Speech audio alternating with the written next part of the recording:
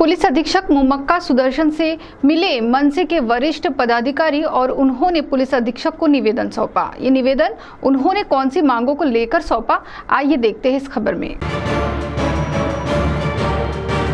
कोरपना तहसील के गढ़चांदुर शहर से सटे राष्ट्रीय महामार्ग पर, राज्य महामार्ग पर, गढ़चांदुर शहर के मुख्य रास्तों पर, साथ ही राजुरा शहर के पास बड़े पैमाने पर भारी वाहन रास्तों के दो तरफा भारी वाहनों की अवैध पार्किंग की जा रही है। भारी वाहनों की अवैध पार्किंग जानलेवा हादसों को नागरिक यातायात के लिए जिम्मेदार ठहर रही है। अनेक वर्षों से भारी वाहन पार्किंग से हुए हादसों में कई लोगों को अपनी जान गंवानी पड़ रही है, साथ ही कई लोग गंभीर घायल भी हुए हैं। पिछले 15 दिनों में पार्किंग के नियम का पालन न करने पर अवैध पार्किंग कर भारी वाहनों से हुए अलग अलग हादसों में करीब 8 लोगों की जान गई है।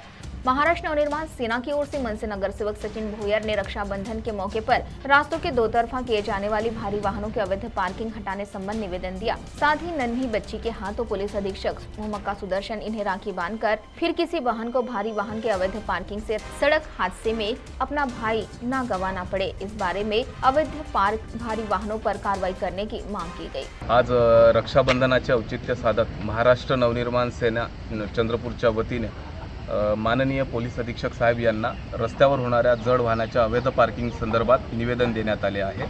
या अवैध पार्किंगमुळे अनेक लोकांचे अपघात होऊन जीव गमावावे लागले आहे।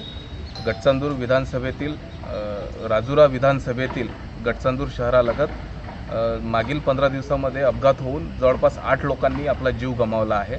मागील अनेक वर्षापासून या रस्त्यांवर मोठ्या प्रमाणात अवैध वाहतूक वाहने पार्किंग केल्या जात आहे, परंतु पोलीस प्रशासनाचं, जिल्हा प्रशासनाचे याच्याकडे कुणाचंही लक्ष नाही। या अवैध पार्किंग संदर्भात मोठ्या प्रमाणात नागरिकांमध्ये रोष आहे आणि कुठलाही विभाग या अवैध पार्किंगवर कारवाई करत नाही। त्याकरिता आज महाराष्ट्र नवनिर्माण सेनेतर्फे निवेदन रक्षाबंधनाच्या औचित्य साधत निवेदन दिले व येणाऱ्या काळात या वाहनांवर कारवाई करा व ही अवैध पार्किंग हटवा या संदर्भाची मागणी आम्ही केली आहे।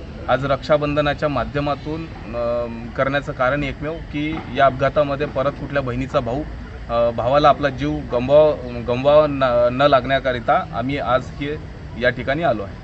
CTV के लिए प्रतिनिधि वैभव यारकर की रिपोर्ट।